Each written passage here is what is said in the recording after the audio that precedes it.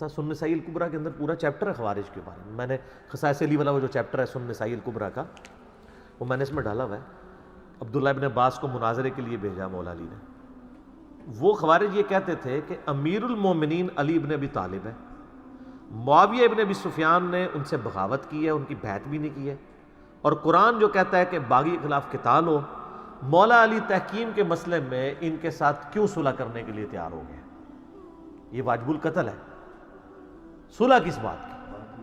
وہ حضرت علی کے سپورٹر تھے. ٹھیک ہے. اچھا، اب مولا علی یہ کہتے تھے کہ قرآن میں آیا کہ اگر میدان جنگ میں بھی سورۃ الانفال میں آیا اگر کوئی صلح آفر کر دے تو آپ صلح کر لو، اور نبی علیہ السلام نے کافروں کے ساتھ صلح کر لی تھی. حدیبیہ میں آپ رگڑا نہ لگا دیتے، ان کا طاقت میں تھے. تو وہ کہتے تھے کہ میں نے نبی علیہ السلام کی اس سنت پہ عمل کیا، لہٰذا حضرت علی کا سٹانس سمجھیے گا ٹھیک تھا. وہ حضرت علی کی محبت میں حضرت علی سے ہی ناراض ہو کے لادا پارٹی بن گئے. بھئی اگر حضرت علی کو وہ سمجھتے تھے کہ نبی علیہ السلام کے یہ جانشین ہیں، ٹھیک ہے، اور ان کے بہاف پہ اسی مسند پہ بیٹھے ہوئے ہیں، تو ان کو ان کا ریگارڈ کرنا چاہیے تھا. کیا ان کا علم حضرت علی سے زیادہ تھا؟ پھر حضرت علی کے سامنے تو صرف بہت ساری حدیثیں تھیں نا، ایک حدیث تو نہیں تھی نا. بخاری مسلم میں حدیث ہے، سہل بن حنیف کہتے ہیں کہ تحکیم کے مسئلے پہ جب دو گروہ بن رہے تھے نا، تو سہل بن حنیف بدری صحابہ میں سے ہیں، اور یہ وہی ہیں جن کو حضرت معاویہ کو اٹھا کے گورنر شام ان کو بنایا تھا حضرت علی نے، تو اس نے استعفیٰ دینے سے انکار کر دیا تھا. سہل بن حنیف کہتے ہیں کہ جی بخاری مسلم میں آتا ہے کہ جب حضرت علی کا تحکیم کا مسئلہ چل رہا تھا تو اس وقت انہوں نے لوگوں میں آگے خطبہ دیا کہ لوگوں امیر کی اطاعت کو لازم پکڑو. اللہ کی قسم اگر ہم اختیار رکھتے نا فیصلہ بدلنے کا تو ہم صلح حدیبیہ کے موقع پر اپنے نبی کا فیصلہ بدل دیتے. ہم میں سے کوئی راضی نہیں تھا دب کے صلح کرنے پہ. وہ ساری شرائط ہی مسلمانوں کے خلاف تھی، لیکن بعد میں انہی کو اللہ تعالیٰ نے فتح کا ذریعہ بنایا. تو انہوں نے مثال دی کہ اس وقت بھی ہمیں اپنے امیر کی صلح بری لگی تھی، لیکن وقت نے ثابت کیا کہ صلح حدیبیہ میں نبی الاسلام کا سٹانس ٹھیک تھا. آج اگر تحکیم کے مسئلے میں حضرت علی رضی اللہ تعالیٰ عنہ علیہ السلام نے یہ ڈیسیژن کیا ہے تو اس کو اسی کے اوپر موقوف جانتے ہوئے تم بھی ان کی اطاعت اختیار کرو.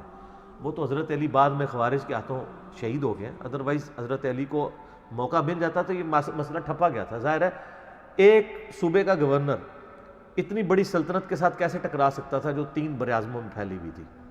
وہ تو بعد میں پھر سازشیں شروع ہو گئی نا، وہ ایک علیحدہ ٹاپک ہے. بل اس کی طرف واپس آئیں، اور آپ کو مزے کی بات بتاؤں، سنن نسائی الکبریٰ میں خصائص علی والے چیپٹر میں ایک حدیث موجود ہے، اس کا کچھ حصہ بخاری میں بھی ہے. آپ کو پتا ہے نا بخاری میں جب وہ سہیل ابن عمر آیا اور معاہدہ لکھا جا رہا تھا تو کون لکھ رہا تھا؟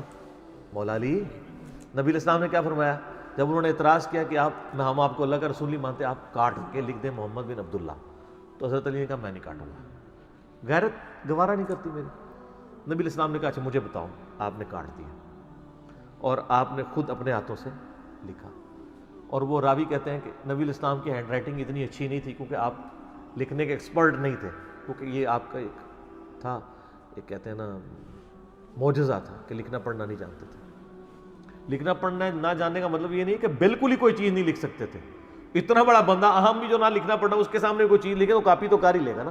تو اس میں الفاظ ہے کہ آپ نے لکھا تو صحیح محمد رسول اللہ، لیکن آپ کی ہینڈ رائٹنگ ایسی نہیں تھی کہ وہ مطلب صاف ہو، کیونکہ ظاہر آپ نے کبھی لکھا ہی نہیں. آپ کو اللہ نے ایک معجزہ دیا تھا. قرآن میں ہے کہ یہ آپ کی شان بھی نہیں ہے، ورنہ لوگ کہتے ہیں سورۃ العنکبوت میں آتا ہے کہ قرآن اس نے خود گھڑ لیا اگر آپ لکھنا پڑھنا جانتے ہوتے. یہ آپ کا معجزہ تھا امی ہونا. تو وہ حضرت علی نے صحیح بخاری میں آتا ہے وہ لکھنے سے کاٹنے سے انکار کر دیا، نبی علیہ السلام نے خود لکھ دیا.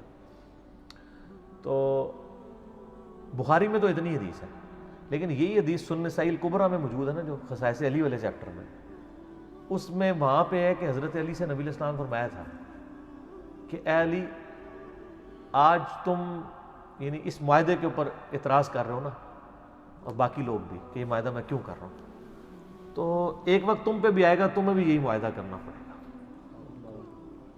اوئے ہائے ہائے. اور اس وقت تمہارے ساتھی بھی یہی سمجھ رہے ہوں گے تم یہ کیوں کر رہے ہو، لیکن تمہیں بھی مجبوراً یہی کرنا پڑے گا. ٹھیک ہے.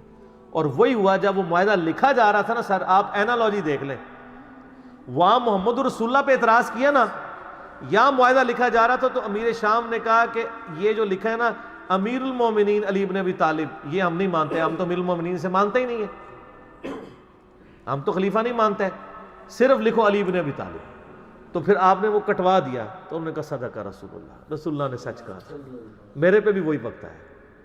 تو وہ تحکیم کے مسئلے میں وہی اینالوجی آئی ہے جو صلح حدیبیہ پہ نبی علیہ السلام کے ساتھ آئی ہے۔ تو سر یہ ساری چیزیں ہیں بڑی کورلیٹڈ ہیں۔ میں اصول برکت کے لیے ایک عرض کر دیتا ہوں، میرے پاس کچھ آفس کے کولیگ آئے اکٹھے ہو کے، مجھے نہیں پتا تھا وہ میری ویڈیوز دیکھتے ہیں، دوسرے آفس سے آ گئے کہ آپ سے چائے پینے آئے ہیں، پی لیں۔ ایک دو میرے واقف بھی تھے، میں نے کہا اللہ خیر کرے، 7-8 بندے۔ پہلے ہی آتا مجھے سوال کیا، انہوں نے کہا جی یہ شیعہ کسے پیٹ رہے ہیں؟ میں نے کہا جی تو پیٹ رہے ہیں سونیا نو۔ تو سارے کہکا بلند کیا سب نے، تو کہنے لگے انجینئر صاحب ہم آپ کی ویڈیوز دیکھتے ہیں۔ میں نے کہا پھر آپ کو پتہ نہیں چلا کس کو پیٹ رہے ہیں؟ یہ یعنی معاملات بگڑے ہیں جس کے ایکسٹریم رویے پھر اس طرح سامنے آتے ہیں۔ لیکن سر اب کوئی میرے پاس آئے گا، میں سنوں گا آپ شیعہ کو پیٹنا بند کروائیں، ہم تو بند کر رہے ہیں کہ یہ پیٹنا بند کریں۔ اب پیٹنے کی باری ان کی ہے جو آل امیہ کے دفاع کرنے والے ہیں، کیونکہ ہم نے یہ جو ریسرچ پیپر اور ہماری ویڈیوز نے ٹرنز دا ٹیبل اوور کر دیا۔ جن کتابوں پہ ان کا ناز تھا، انہی کتابوں سے ان کا جھوٹا مقدمہ جو اس سے نہیں بنایا ہوا تھا، انہوں نے کہانیوں سے بنایا ہوا تھا، وہ الٹ دیا اللہ کے فضل سے۔ ٹھیک ہو گیا؟